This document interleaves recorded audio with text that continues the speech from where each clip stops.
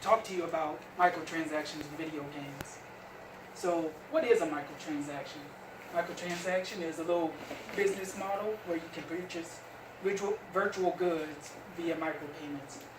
To simplify that, that's basically saying like, hey, you went onto the store, you want to buy some V-Bucks, so you can get your skins, get all your junk, it doesn't just extend to Fortnite. There's other games and stuff that do that, but for the most part, it's a little small payment you do to get more stuff in the video game.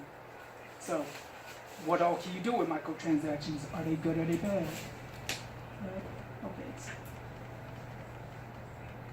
It does not want to. Okay, there it is. All right, it's going way faster. All right, so what they do is that they fund developers. So anytime you buy that stuff, it helps give the companies more revenue, so they can keep updating the game, keep adding more stuff to it. So anytime you buy V-Bucks, you're like helping them make more content for the game, so it lasts longer, and you get more stuff out of it at the end of the day. It also adds content. If you've ever heard of what's the company? Bungie's game Destiny, they added a whole new thing for it called The Forsaken. Adds more gameplay, adds more story. So a lot of times you can use it to add more. They make them to where you can add more. You can get more for your purchase. It also helps towards charities. In just this last week, Overwatch, that company had a skin called Pink Mercy, and with that whole campaign, they raised over $2.7 million through those little small transactions buying that skin for breast cancer awareness. But it's not all good. There's also some bad that comes with it. There's also a thing called paywalls.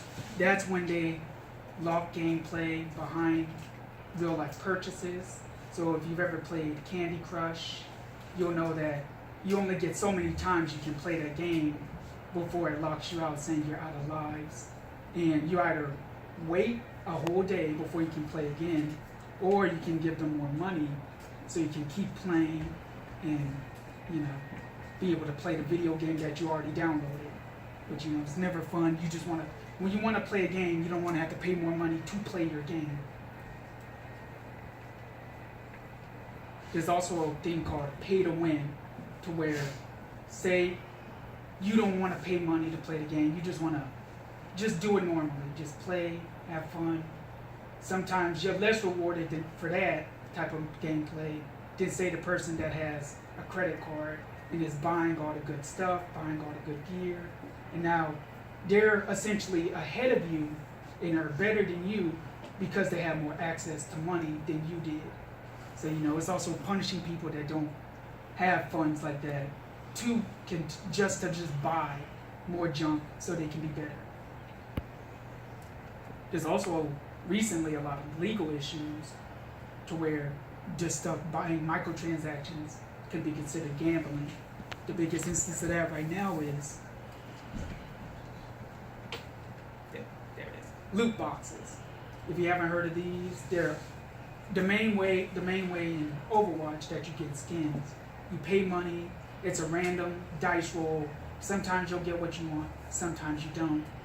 And now this is being considered gambling because there's a lot of people that just keep pumping money into this and they keep buying them, putting themselves in debt just so they can get a virtual skin that means nothing. So yeah, that can also be very harmful. That's why a lot of people don't like microtransactions, mainly for it can be considered gambling. I think in Australia, they're making it against the law to put these into video games. In conclusion, couldn't find a picture, so I put this little guy. It's cute. In conclusion, what are microtransactions? They're little payments that you can use to buy stuff in the game. I told you all the good stuff, how they contribute towards the companies for the games that they're in, how they can help actual people with charities, and how they add more for your purchase. I've also told you the bad, how they can be used to essentially steal more money from you than you already have via making paywalls, making pay-to-win systems, and all these legal issues with the